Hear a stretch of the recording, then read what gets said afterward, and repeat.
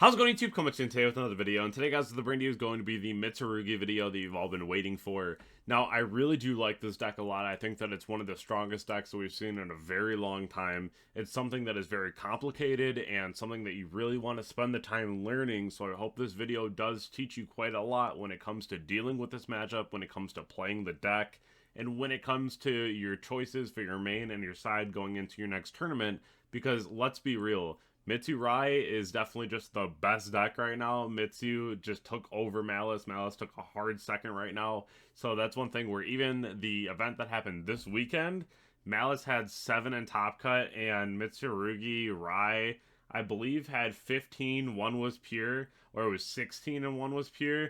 So definitely a huge percentage going into Mitsu's favor. The deck just plays through so many things, and even if you get drolled, you'd think that you just kind of be dead, but you can put up like a good half board through that too. So definitely a lot to talk about today. We're going to be mainly focusing on Mitsu Rai because Mitsu Fiendsmith and Pure Mitsu, not really that popular. It's mostly Mitsu Rai in this one where you're going to want the most practice. If you haven't already checked out my sponsors on RW, Cloud, Gem, Arla, Imperium, Dragonshield, or Grimoire, definitely go ahead and do so all down below in the description. Also, if you haven't already subscribed to the channel, definitely go ahead and do so. It just helps me really push forward content and get you as much knowledge as possible for your upcoming events. But we're trying to go for 30,000 by the end of the year. Subscribe to the channel if you haven't already, and let's hop into our first slide. The first thing that I want to talk about today is going to be Mirakumo. Now, this card is the intended boss monster for the deck. This card is really solid for what it can do. You can activate this effect, your opponent can discard a card. That effect is negated if they do not discard. This is going to be the effect that we hone into today on this slide. So what's really important about that is cards like Nibiru, if you activate it and they chain Mirakumo, you can just go ahead and discard Nibiru and it still resolves as much as possible, tributing the board. So that's one thing where you have to understand what it means to resolve a card as much as possible. So let's say, for example, I love playing Tearlament, so let's say Rhino Heart, right? If you have Rhino Heart in grave, you use the effect and then get rid of your last tier card in hand with like a droplet, or you chain like a tier cache, right? And then you're resolving your chain. Then when you get to Rhino Heart, you can't pitch anything out of your hand because you don't have a tier card. Well, the pitch comes after the summon, so you'll summon back the Rhino, and then you have nothing to pitch, so the card just resolves as much as possible. So you resolve the summon, but you can't pitch, so there's just like nothing to do at that point, right? But you already activated the card when it was legal to activate. So you activate Nib, your opponent chains Mirakumo, and then you discard Nibiru. Now, going backwards, your Nibiru just resolves as much as possible, tributing the board. So that's something you want to keep in mind. The other really important part of Mirakumo is that it makes you discard for effect. So if you have like a Luri in hand, it will activate the Luri in grave. If you had like a Soliak in hand, right, or like a Shadal Beast, you can go ahead and just get rid of those to push forward your effect that you're trying to resolve. And then on a new chain link, those will activate in grave because they are discarded by a card effect and not cost. So knowing card effect and cost is really important. Cost can always be paid. The same reason why if you Valor or Dante, they're still milling 3 because it's the cost.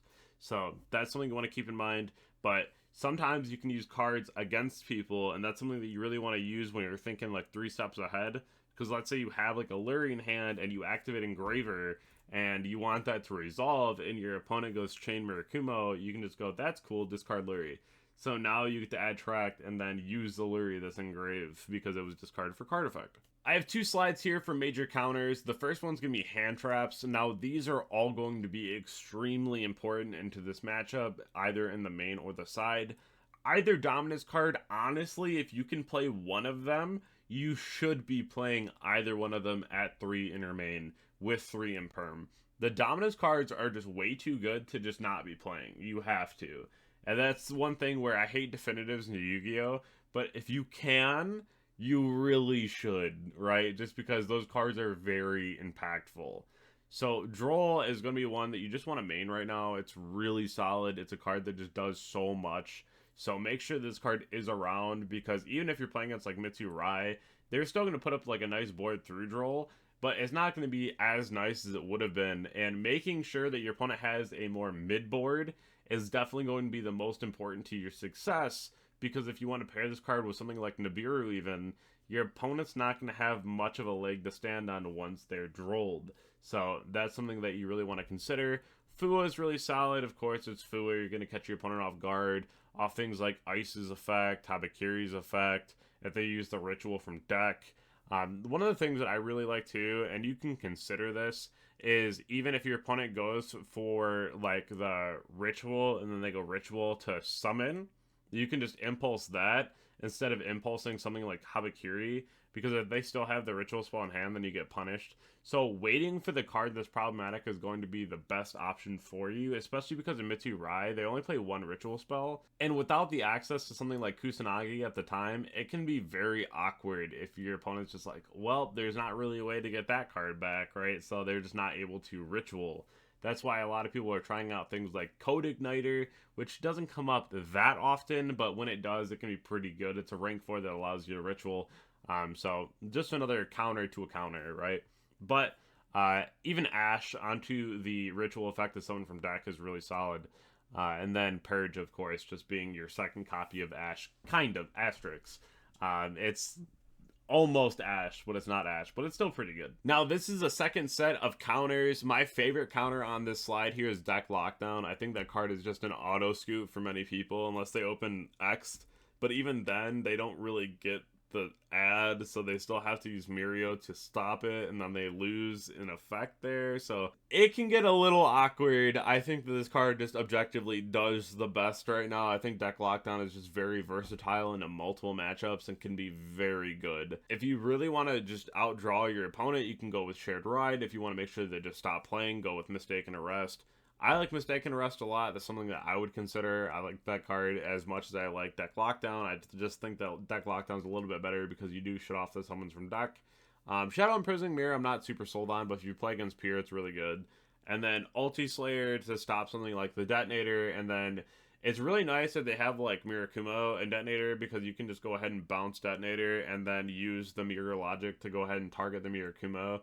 At that point, they have to get rid of it and bring it back before they can use the effect to just, like, negate. Because if you go target Mirakumo with Mirror Logic and then they stop that, you're like, cool, right? So, if they're the better player, they're just gonna be like, that's cool, and then try to, like, bring it back. But that's still something where I think Ulti Slayer has a lot of value right now. I know some people were, like, downplaying it, but I think the card's still really solid for what it is. So, after a lot of playtesting, even past my Where to Hand Trap video, I've been playing so much of this deck, just non-stop matches, just over and over and over, because I have a regional coming up.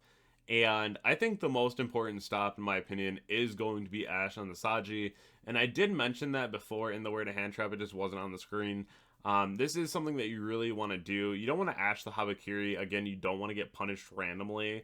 So just let your opponent go Habakiri, they'll summon and treat Saji effect, then you Ash. Again, in the Ryzeal variant, there's only one ritual spell, most times, as it should be, but you just want to stop access to the ritual spell as much as possible, so this is a very clean way to make sure that your opponent just doesn't get to it, hopefully. Just a sidebar, if you ever see your opponent summon this, negate it. Your opponent doesn't have Ryzeal cards, they need Ryzeal cards. Stop this card. I think this card's really cool. I summoned it a whole lot more than I thought that I was going to. But if your opponent summons this, they really need that to resolve. So make sure that you stop this card. I was looking at several lists, and I just kind of put together my own thoughts and ideas amongst other things too. I'm keeping this deck directly at 40 cards. I know I've seen a lot of lists going to like 42 or 43. I'd prefer 40. I'm trying to see the cards that I'm trying to see, you know. That's one thing where I'd rather just cut it down, especially in this format. I'm just not trying to play over 40 cards. I'll post the DB link to this deck down below in the description as well if you want to go ahead and try this out for yourself. If you enjoyed this video, definitely go ahead and check out my Twitch, Twitter, Discord, Instagram, and definitely subscribe to the YouTube channel if you haven't already. I always like to make content, make sure that everyone is as prepared as possible for the future events, and I appreciate each and every one of you, and I'll see you all in the next video. Thank you.